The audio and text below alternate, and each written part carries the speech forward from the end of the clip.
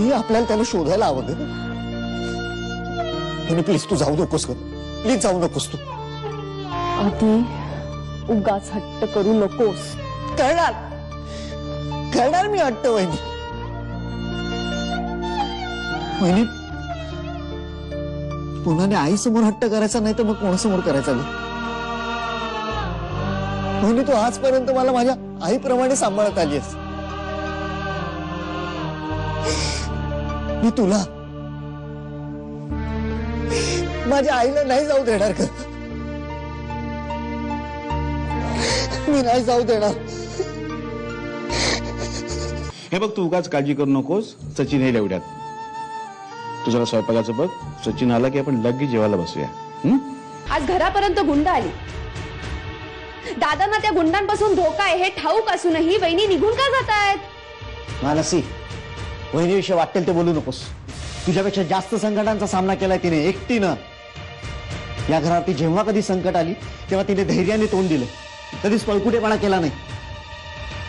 दादाचं एका बाईबरोबर अफेअर होतं तेव्हा कधीच डगमगून न जाता त्याला त्याच्यातून बाहेर काढलं. हो ना.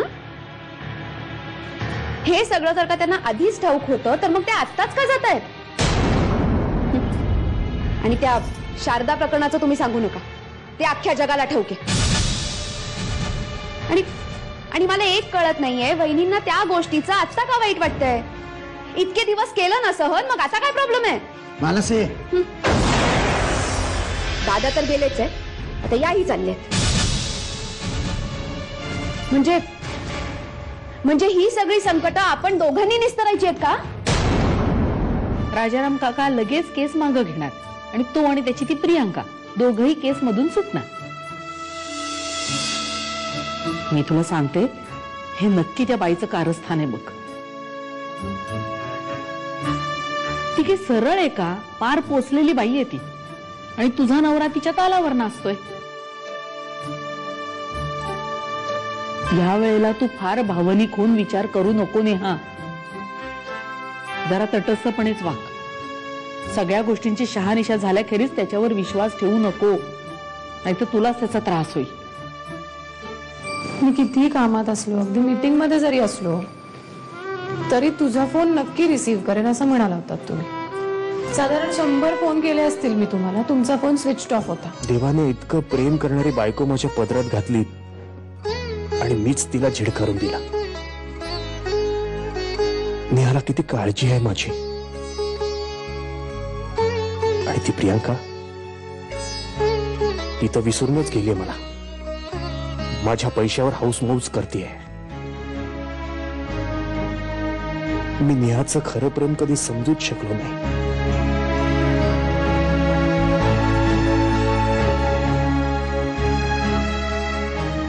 बाबा तुम्ही बरोबर होतात. मीच चुकलो. मी नेहाला कधी समजूच शकलो नाही. आपण कोणालाही लुबाडलेलं कोणालाही फसवलेलं नाहीये. आणि शारदा राजे हे दादाचा पर्सनल मॅटर आहे. तो चव्हाट्यावरती मांडण्याची यांना काय गरज होती. आधी एक मिनिट. आपल्या सगळ्यांना माहितीये की ह्यांनी जे छापलं ते पूर्णतः खोटं नाहीये. ते बहुतांशी खरं आहे. त्यामुळे त्यावर त्रागा करून वैतागून काहीही होणार नाहीये.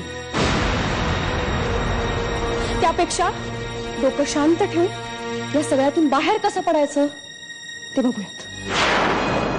सावरीला काय वाटत असेल हे सगळं बघून.